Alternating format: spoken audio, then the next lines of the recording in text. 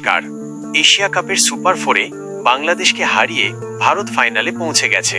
তবে এই জয় শুধু ফাইনালের টিকিট নয়, দলের ব্যাটিং কৌশল নিয়ে গুরুত্বপূর্ণ কিছু পরীক্ষা নিরীক্ষারও অংশ ছিল। ম্যাচের পর অধিনায়ক সূর্যকুমার যাদব কি বললেন তা নিয়েই আজকের আলোচনা। ব্যাটিং অর্ডারে কেন রদবদল? ম্যাচের আগে ভারতীয় দল তাদের ব্যাটিং শক্তিটা পরখ করে দেখতে চেয়েছিল।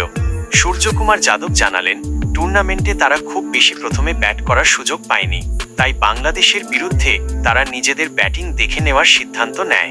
বিশেষ করে সুপার ফোরে ব্যাটিং পারফরম্যান্স তাদের কাছে খুবই গুরুত্বপূর্ণ ছিল। এখানকার পিচ পরের দিকে একটু স্লো হয়ে যায়, আর শিশির না থাকায় পরে বল করতে কোনো সমস্যা হয় না। তাই সব মিলিয়ে 20 ওভার ব্যাটিং করার কথা ভেবেছিল দল। বাংলাদেশের বিরুদ্ধে ব্যাটিং অর্ডারে একটা চমক দেখা গিয়েছিল যখন শিবম দুবেকে 3 নম্বরে পাঠানো হয়।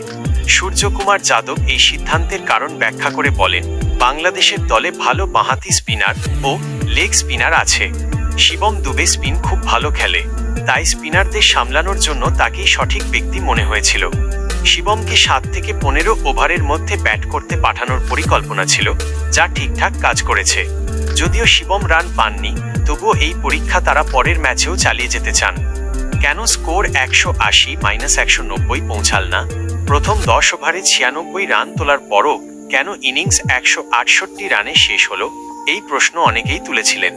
জবাবে সূর্যকুমার বলেন, এই মাঠের আউটফিল্ড বেশ মন্থর।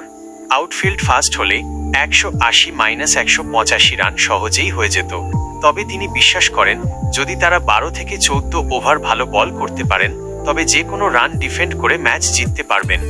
পরবর্তী ম্যাচ ও ফাইনাল। বাংলাদেশের বিরুদ্ধে ভারতের এই জয়ের ফলে শ্রীলঙ্কার বিদায় নিশ্চিত হয়ে গেছে। ভারতের পরের ম্যাচ শ্রীলঙ্কার বিরুদ্ধে, যা এখন নিয়ম রক্ষার ম্যাচে পরিণত হয়েছে। তবে এই ম্যাচটিও ভারতের জন্য ফাইনালের আগে নিজেদের প্রস্তুতি ঝালিয়ে নেওয়ার একটি সুযোগ। আজকের আলোচনা এখানেই শেষ। আপনাদের কি মনে হয়, ভারতের এই ব্যাটিং অর্ডারের পরীক্ষা কি ফাইনালে কাজে আসবে? কমেন্ট করে জানান।